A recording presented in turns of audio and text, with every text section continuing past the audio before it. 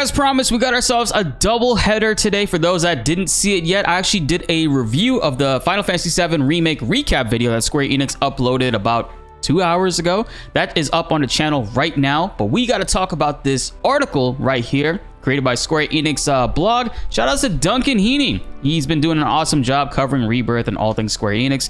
I really appreciate every single article he puts out, and this one is looking to be another banger. So strap in, hit that subscribe button and notification bell to stay up to date, and let's get into this video. We got ourselves a new shot of Calm. There's also a bunch of new photos uploaded on the media assets page, which are always fantastic. I always love seeing it in the highest quality ever. I mean, yo, you just remember what Calm looked like in the OG game, and then seeing this now, that's just breathtaking as hell. I can't wait to see what it's like walking in through this. I mean, we got a glimpse of it in that previous gameplay showcase during Tokyo Game Show, but seeing like how much further it stretches out back here towards the water, and this is probably where we see Don Corneo's men, Beck's badasses, that we end up clapping their cheeks. This is the recap video that they're showcasing us here, and they're talking a little bit about the regions of the worlds. First off, Calm. Hon Hamlet. Halcyon Hamlet kept safe from the outside world by a sturdy stone wall. Even though it lacks a reactor on its own, it thrives thanks to a steady supply of Mako piped in from the metropolis of Midgar, which is visible from atop the town's famous clock tower. There is a Mako pump that we see in the gameplay in the middle of the town, and that's also present in the original game as well. And we got the Mithril Mines, a once bustling mine that connects the grasslands with Junon. Though once prized for his rich mithril deposits, the quarry fell into disuse after Shinra developed a superior mineral of their own, and the miners that once worked in its tunnels have been replaced with monsters. Of course, thank you, Shinra. Thank you so much for ruining a prospering resource for a neighboring town and forcing them to use your own Mako, which is killing the planet. Shoutouts to Barrett. New characters. Next up, we'll introduce a couple new characters you'll meet on your journey. Broden. I think it might be Broden, just, I don't know. Voiced by Mick Lauer, owner and operator of the Inn at Calm. He bears a grudge against Shinra and offers to help Cloud and friends escape their would-be corporate captors. His gone appearance may be due to his recent bout with an unknown illness. I mean, straight up, right off the bat, this dude just looks like Vincent to me, or at least what I imagine like Vincent would look like. Very similar. His gaunt appearance may be due to his recent bout with an unknown illness. You know, it's possible that, because you remember towards the end of the game, you could always go back to Calm, and there's an old man at the top of a house, and he's like super OP. This guy has like the master magic materia, like all the master materia. This dude is wielding it shit. And if you defeat each weapon towards the end of the game, Ruby, Emerald, and why am I forgetting the other one? Oh, it wasn't a weapon. It was the boat. You got to morph it into the book. If you bring all of those to him, he will give you master materia, which is pretty dope. So who knows? Maybe his unknown illness has to do something with relating to those items. It's also possible that he could be tied to maybe a future ailment that might be occurring. No, Geostigma is until way after. So I wonder what that, I mean, that's definitely going to play a big part into his character and possibly the story, so there's no reason for them to mention it if that wasn't the case, right? Be on the lookout for Broden. What do you guys say? And we got Rhonda. We already met her in the demos that we were able to play and showcase footage of, voiced by GK Bose. Mayor and Sheriff of Under Junon, her home, once a prosperous fishing village, fell into decline after Shinra constructed a military fortress overhead and a deep-sea Mako reactor offshore. Despite Cloud and Friend's status as alleged terrorists, Rhonda still allows them to pass through her town. So it seems like there's a running theme. All the main people that we're going to be meeting are happy to help us not abide by whatever Shinra is doing and to sort of just escape from them or counter them in whichever way. That goes to Broden and Rhonda too, which is pretty cool. I do love that interaction with her, Barrett, and Tifa them when they walk into the town, and she's like telling them, yo, I know you got bounties on you, but don't worry, you guys are cool. You guys can come through here. I wonder if, I mean, she very, very much looks like Priscilla, so I think she might be Priscilla's mother. That would make a lot of sense to me, right? So Priscilla is voiced by Reese Warren, a cheerful young girl who lives in Under Junon, often seen swimming with the dolphin that she trains. The offshore Mako reactor has contaminated the surrounding waters, and Priscilla fears for the safety of her dolphin friend and other aquatic creatures. Okay, Priscilla, she's much older than what the original game depicted her as. That's pretty cool. I do feel like, based off of the footage that we've seen, she doesn't seem to be the one that gets knocked out during the encounter with Bottom's Well or Terror of the Deep. It looks like that's going to be Yuffie this time around, because we do see Yuffie and Priscilla also, they have a relationship of somewhat, and Yuffie gets launched from the water to shore, and she's like KO'd. I feel like right after that boss fight, right after that scene plays out, we probably might, I don't think we'll do a CPR game, but it's possible they might just do like a CPR cutscene, or Cloud is about to perform CPR on Yuffie, or somebody is, and she wakes up, and that's going to be like a funny encounter, which I'm okay with. It doesn't have to be Priscilla. I think the Yuffie banter will be a little bit better anyways. And then we got Billy. Shoutouts to Paul Castro Jr. I got to meet this dude in LA. He's a really awesome person. Super down to earth, super welcoming, super chill. He's a grandson of Bill, owner of a chocobo ranch in the grasslands. Having lost his parents at a young age, he and his sister were raised by their grandfather. This young ranch hand kindly offers to teach Cloud and company the ropes of chocobo wrangling, on the condition that they patronize his sister's shop. He does mention that in the gameplay footage. I had no idea this was Paul, so shout outs to Paul. He's a phenomenal voice actor. He's been in a lot of great things. I'm glad to see that he's going to be taking our money. He's going to be running our pockets for Gil. For those that remember the OG game, the Chocobo Farm was not kind to our wallets even later in the game. Can't wait to see like how it is interacting with them a little bit more. And this is Chloe right here, Billy's younger sister, voiced by Trinity Bliss. She runs a shop on the ranch where she sells crafting materials and other curios. Warm and kind-hearted, she engages politely with Cloud and company and is grateful for their patronage. At the time, she is worried about her brother's fixation on making money. Even she's concerned. I wonder if she'll hook us up. Give us, just slide us a little discount, man. He ain't gotta know. Just kidding, he will know. Combat Red 13 and Aerith. Hey, look, I didn't notice this before. This is the exploding penguin chicken enemy that's right around Cosmo Canyon. This stuff can hit you for, what is it, 2/3, right? It's mandatory 2/3 of your health. And I think it sacrifices, I can't recall. It's like a big bombing attack that they do. It's cool to see we're in Cosmo Canyon area and we are fighting it, so that's staying true to the OG. And Red is slashing at foes with his sharp claws. Hold down the button to unleash a wide-range attack that helps ability to be quickly. It does a spinning attack, and it hits enemies all around him. And it also closes the gap too, which I really liked about that attack, because Red does feel like he has a lot shorter range because of his limbs, but he can close the gap with a lot of his moves, and that's great. So to talk about abilities, he boasts an array of skills and lightning fast physical strikes, and I can't talk today. Range magical attacks. Stardust Ray conjures an exploding orb of light that scorches all foes caught in the blast. This move is going to be sick, especially like I love AoE attacks. Abilities that just hit everybody. It takes them out of the fights or generates a lot of pressure. Are always going to be extremely valuable to me personally, and just in general everybody's like playthrough. I don't recall if this requires 2 ATB though, or if it's 1. I feel like it might be a 2 ATB skill because of how powerful it is, really.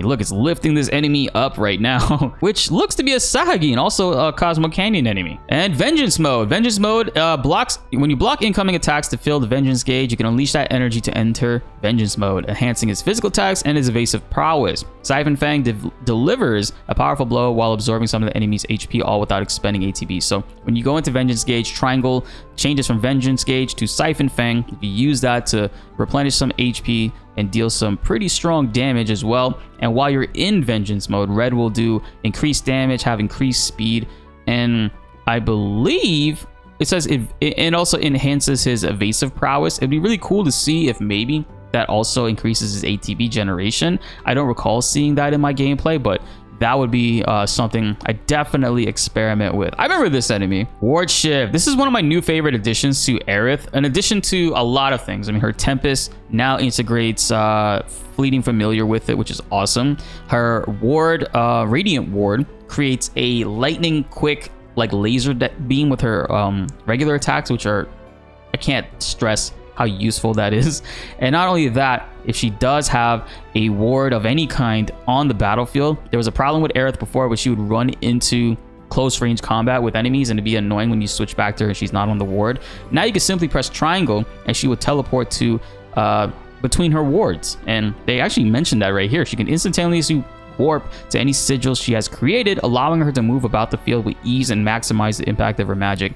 Great change. Love that they paid attention to that, because it was a little tedious to have to keep moving her back manually to the ward when you're straight up like just trying to do some damage. I do hope she doesn't constantly try to run up in close range, and instead will just linger around the ward, and it's like a just in case thing. If you somehow moved her off of it, you could always just jump back to it.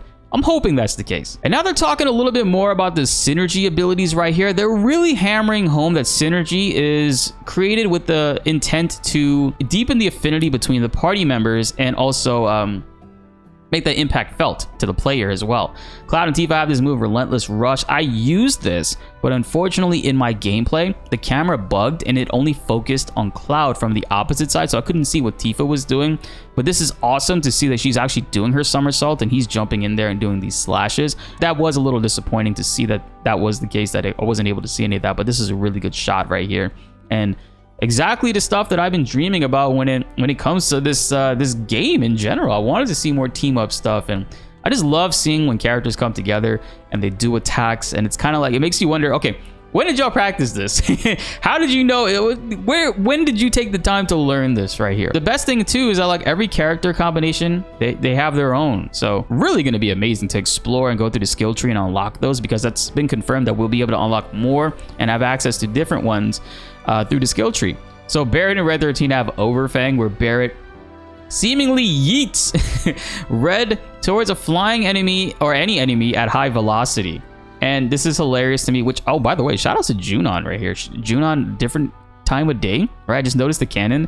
The footage of that we've seen of Junon all over has been like the sun setting portion of it, but this looks to be clearly like the middle of the day, maybe coming back. I don't know. That's kind of cool though.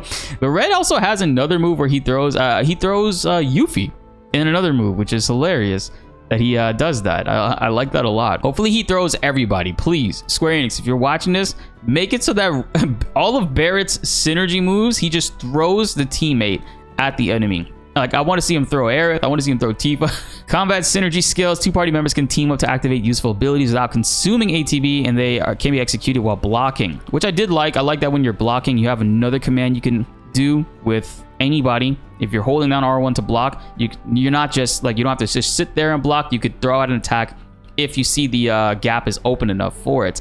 And it does provide a wide array of beneficial effects. Fills up ATB as well. Costs no ATB whatsoever, which is surprising. So it's just another avenue to continue to build ATB and do more combat stuff, which I always love. I was a little disappointed that Spellblade, the Cloud and Aerith skill, is very similar to Cloud's other three skills. Power Blade, I think it is, where he does the same exact animation, just a different color with Tifa, and then Void Blade, which he does with Sephiroth, which is seemingly the same purplish color as Aerith's, but the sword does get noticeably longer, so I guess the range does have a different effect there. That's in the flashback portion when you're teaming up with Sephiroth, so I think it'll be cool, but it is nice to see that it is magic based. So depending on the magic stat between the two characters, it probably will deal more damage than anything else. Barret and Cloud Mad Dash. Team up charge forward while guarding against incoming attacks. Cool, so you can use this when an enemy is throwing out attacks and maybe they're invulnerable to it. I don't know. I mean, that would be very useful. You see an enemy charging up an attack, you can kind of cheese them by throwing out this to negate, but still take damage, but still like kind of guard against it in a way. It's a 3-hit combo, so I mean, obviously it's going to end with Barret slamming down on them, maybe popping them back up, and Cloud just finishing them off that way. Hopefully, I mean, the other characters, I mean, well, they will. Other characters have a chance to like finish off the enemies in that sense, like instead of it just always being Cloud to deal the killing blow. I understand if they go that route, but I would like for all the Cloud related synergy stuff to just not necessarily just focus on him just being the badass and dealing those damages. Whoa, okay, talking about summons now. This is actually quite a big deal. We have not seen anything as far as like what gameplay will be with summons, so I wonder if it'll be about the same. Setting summon material will grant access to the power of the gods. A conjured deity will follow the player's lead and fight enemies automatically. Okay, so very, very similar to what we already were doing in Remake. But you can also instruct them to use special abilities. Before they depart the battlefield, summons will deal one final attack that will wreak immense havoc. That's cool. So Kujata right here, you can see that the HUD is right here. This is not a cutscene. This is him coming out and dealing attacks with you. So they'll pretty much keep that the same. Oh, but this is a huge deal right here, chat. This is a big deal right here, actually. So looking at it here, it seems that you can use summons in regular fights. Before, it was only allowed in boss fights because of the space limitation in Remake, because of the engine and whatnot that they were working on. But now, since we're in the open world and we have more space, we can use summons, and it looks like every fight. This is a regular enemy right here. And what's also cool is, I mean, maybe Cloud could have healed up here, but summons could get triggered earlier if you fall into the critical health range, where you drop into the red-ish area, and then you heal back up, and then it starts a countdown of when you can use the summon. I don't know if that'll be the case, or if you could just like trigger and use them at any time, but definitely Cloud is using it here because he's the only one with a summon icon next to his name. So Kujata charges around the battlefield wielding the power of fire, ice, and lightning. Pretty busted, right? Covering all those bases right there. It throws foes with its enormous horns and unleashes magical attacks that can strike in even distant enemies' weaknesses. That's very handy. Kujata bounds towards foes with reckless abandon and manipulates its elemental affinities to deliver magical attacks. Blazing Horn launches a concentrated burst of fiery energy at an enemy, blasting them back. A lot of details. I love these. Love a little shot right here. We get to see all the different faces on the front of the horn, and all the little like accessories hanging around, and even more. Man, it just keeps on going. This is probably his exit ability right here, or maybe the beginning of that cutscene for it. Kujata unleashes Try Disaster just before leaving the battlefield, a powerful wide-range attack imbued with the powers of fire, ice, and lightning, sure to hit many foes right where it hurts and potentially wipe them out. I can't wait to see just how much crazier they even take it in this game. But then the third part, where the inevitable is on its way, Knights of the Round. That's something that won't be left out, but I'm very intrigued to see how they implement it and just how they'd go about doing it for Rebirth. World Intel. Chadley enlists your help with deepening the understanding of the world. As you explore various regions, you'll uncover new areas rich with treasures and natural wonders. Data points accumulated in your travels can be spent to develop new useful materia. Okay, cool. We see this encounter right here. It doesn't take place too far from Midgar. Midgar is actually right around here in this water, it seems. Maybe it's a little bit further past this mountain range, but this seems to be at the end of Calm, which is not too far from Midgar, but like walking distance and like world portions, definitely. Proto relics. We did see a little bit mentioned of the proto relics in the menu and the map and stuff. Proto relics are artifacts of unknown origin that emit a unique energy signal. These elusive antiquities are hidden throughout the world, but with the aid of activated Remna wave towers, which are the towers Chadley helps us points us in the right direction towards. But be warned, however, they seem to alter space and time and are known to cause strange phenomena. I'm collecting all of that shit. I want to see what kind of strange shit are they gonna do. Will collecting all of these allow us to access an insane boss fight that warps like space and time to make someone from later on in the canon or later on in the timeline appear? Maybe it might be a story thing. I'm thinking it's mostly a side mission or a side element, but that seems pretty intriguing. I mean, we got Ever Crisis talking about portal materia and transferring between time and realms, and now we got actually proto relics that seem to affect emit a unique energy signal and affect space and time. I don't even know what to make of that. That sounds like it's going to be an insane side quest. Combat styles, difficulty levels. What? Select which type of combat you prefer, active versus classic. Okay, so classic mode they introduced. I wonder if they revamped it because it wasn't that great, but hopefully that it functions a lot better in Rebirth. They did say after Remake that they were working on doing that, so that is possible. I would like for the classic mode to be able to be a viable form of play, so this way a lot of the turn-based enthusiasts or people that don't prefer the action can still play it and enjoy it with classic. Fingers crossed, but that's cool that they are bringing that back and they are talking about it. So there's easy difficulty, allows you to focus on the story rather than the battles. Normal, of course, and the newly dynamic difficulty. Enemies grow stronger as your characters do, perfect for players who crave a constant challenge. So a little Final Fantasy VIII effect. Honestly, I didn't really feel like the levels made a huge difference in Remake. it kind of felt like there was a dynamic thing going on there. And plus, there wasn't really a means or a way to kind of like over level. I mean, you could if you spent hours running around, I guess, like fighting the random mobs that pop up in slums, but that would take a long time. Dynamic difficulty does sound cool though, so I don't know if I want to do that, because like for me as an RPG player, I like to get OP and broken and level up naturally. I mean, that's what most of us RPG degenerates like, right? I feel like dynamic mode would get in the way of that. I don't know if I'd play that. I don't know, I'll have to figure that out. I don't know if I'll have to play that on my first playthrough. Like if hard or normal is available, I'll play that. But dynamic, maybe I would do that on like a new game plus, just so I could like, because I really want to go through the game using items, because I haven't used an item in Ff7 Remake in forever, because hard mode is hard mode and that's the main thing you want to play, but you can't use items on there. And I've had so many mega elixirs and elixirs I've saved up that I did not even get a chance to use. So maybe I will use dynamic on the hard mode playthrough. Following up, I don't know, we'll have to learn more about it and just see exactly how it affects it, right? Because there are levels in the game, but I like to get stronger and, you know, make a difference in the combat because of it, right?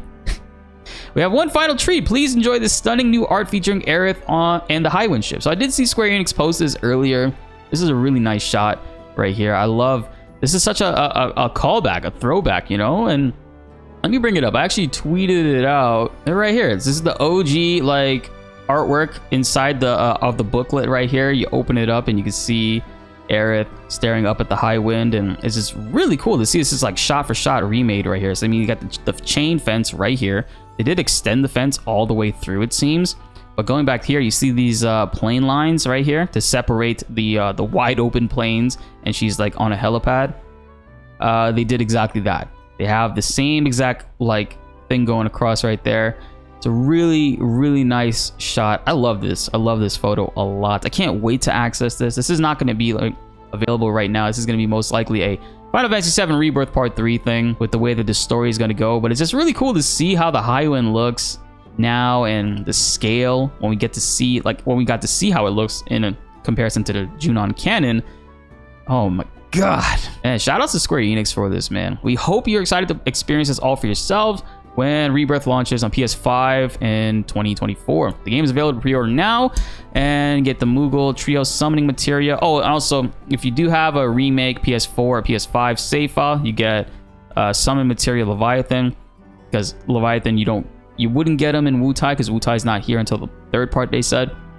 And if you have episode intermission save file, you will get Ramuh materia. So that's pretty cool. And then the rest of the stuff is all the pre-order information, it seems. But love this Highwind shot. Can I zoom in? Is that graffiti? Onyx pointed this out on Twitter. I wonder if that's graffiti right there, or if that's like part of the design that Sid initially did. I see a Shinra logo here. Oh, and here too. It's gonna be littered with Shinra logos, of course. But this, is that Win?